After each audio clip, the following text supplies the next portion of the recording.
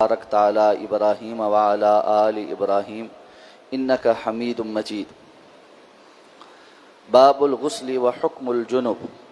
عن أبي سعيد الخدري رضي الله تعالى عنه قال قال رسول الله صلى الله عليه وسلم الماء من الماء.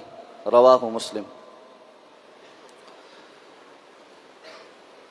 نئے باب کا آغاز ہو رہا ہے اور اس کا عنوان ہے غسل، اس کے احکامات اور جنبی شخص سے متعلق اس کا حکم اور اس کے احکامات.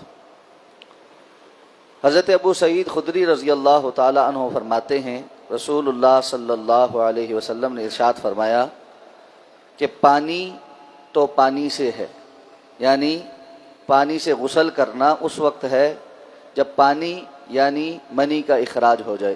یہ حدیث مبارکہ صحیح مسلم کی ہے.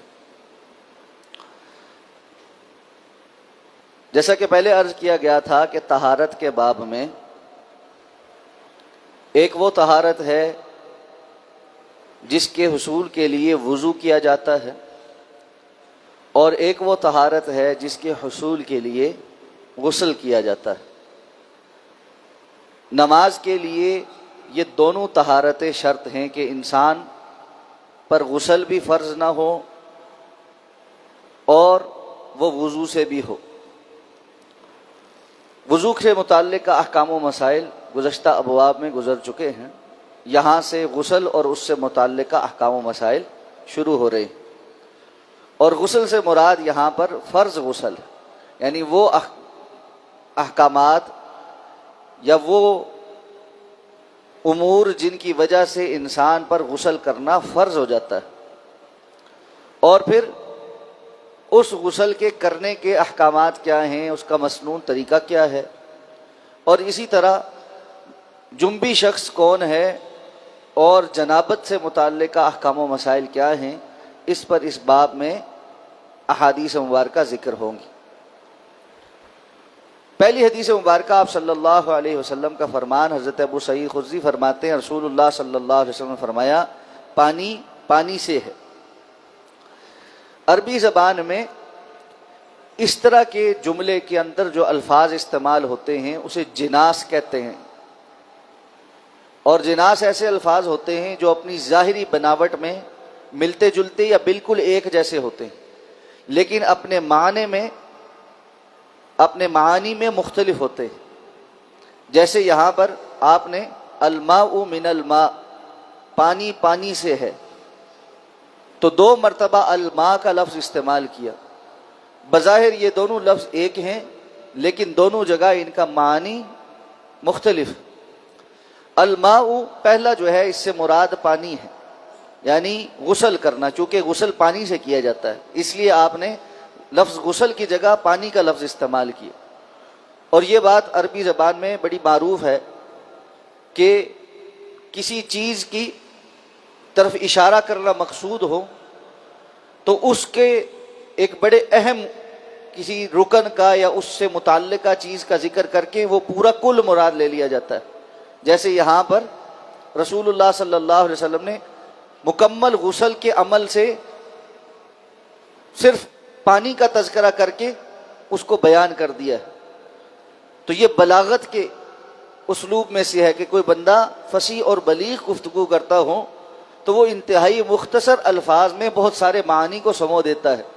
اور اسی طرح یہ عربی زبان کا ہی خاصہ ہے کہ وہ بہت ساری جگہوں پر کسی ایک حرف یا مختصر سے جملے کے ساتھ بہت ساری چیزیں اپنے معانی کے اندر بیان کر دیتی ہے. تو آپ صلی اللہ علیہ وسلم کا فرمایا الماء من الماء، اس سے پہلا پانی غسل کے لیے جو پانی استعمال کیا جاتا ہے وہ مراد ہے. تو آپ نے فرمایا غسل کرنا یہ اس وقت ہے جب پانی ہو، اور اس پانی سے مراد قرآن مجید میں اللہ تعالیٰ نے منی کو پانی قرار دیا ہے. تو اللہ تعالیٰ نے قرآن مجید میں ارشاد فرمایا فَلْيَنْظُرِ الْإِنسَانُ مِمَّ خُلِقَ مِن مَّاءٍ دَافِقٍ. انسان کو چاہیے کہ وہ دیکھے کہ اللہ نے اس کو کس چیز سے پیدا کیا ہے. پھر خود ہی جواب دیا کہ اللہ نے اس کو ایک اچھلنے والے پانی سے پیدا کیا ہے. تو یہاں پر چونکہ اچھلنے والے پانی سے مراد منی ہے، تو اس اعتبار سے رسول اللہ صلی اللہ علیہ وسلم نے بھی اسی اصطلاح کو استعمال کرتے ہوئے فرمایا کہ غسل اس وقت فرض ہوتا ہے جب جسم سے منی خارج ہو جائے۔ اب اس کے خارج ہونے کی وجہ کیا ہو؟ احتلام ہو جائے، ازدواجی تعلق قائم ہو جائے، یا انسان خود ہاتھ سے اس کو خارج کر دے، ان تمام صورتوں کے اندر اس کا جسم سے خارج ہونا غسل کو واجب کر دیتا ہے۔ ایسا شخص جس کے جسم سے اچھل کر منی خارج ہو گئی، اس کے اوپر اب غسل واجب ہو گیا۔ تو اس سے معلوم ہوا کہ منی کا اخراج موجبات غسل میں سے ہے، اور ایسے شخص کے لیے طہارت حاصل کیے بغیر نماز ادا کرنا اور دیگر عبادات کرنا یہ جائز اور درست نہیں۔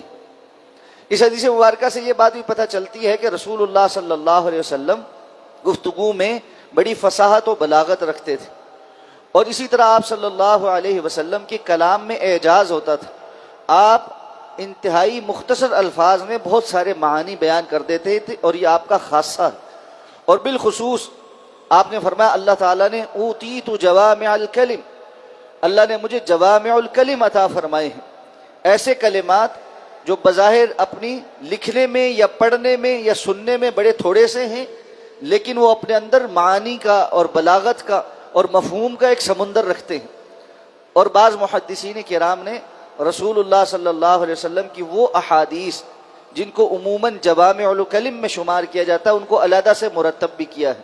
تو یہ رسول اللہ صلی اللہ علیہ وسلم کی صفات میں سے ایک صفت ہے کہ اللہ نے آپ کو یہ علم عطا فرمایا تھا، باوجود اس کے کہ اللہ کے رسول صلی اللہ علیہ وسلم کا کوئی دنیاوی استاد نہیں تھا۔ عام طور پر کسی انسان کو یہ ملکہ اس وقت حاصل ہوتا ہے جب وہ بہت ساری کتابیں پڑھا ہوا ہوتا ہے، اساتذہ کے پاس بیٹھتا ہے، اس کی ووکیبلری بہت بڑھ جاتی ہے، وہ شعر کی اور نثر کی اوپر بڑی گرفت رکھتا ہے، تو اس کو پھر الفاظ کی بناوٹ، کلمات، ان کی ادائیگی کے اوپر عبور حاصل ہو سکتا ہے۔ لیکن ایک ایسا شخص جس کو کسی نے پڑھایا نہ ہو، جو دیکھ کر قرات کرنا نہ جانتا ہو، ایسی شخصیت اگر اتنی فصاحت اور بلاغت کے ساتھ جوامع الکلم میں گفتگو کرے تو یقیناً اللہ رب العزت کی طرف سے آپ صلی اللہ علیہ وسلم کی نبوت کے اعجاز میں سے ایک اعجاز ہے۔ اللہ تعالیٰ ہمیں سمجھ کر عمل کرنے کی توفیق عطا فرمائے۔ سبحانک اللہم و بحمدک، نشہد ان لا الہ الا انت، نستغفرک و نتوب الیک۔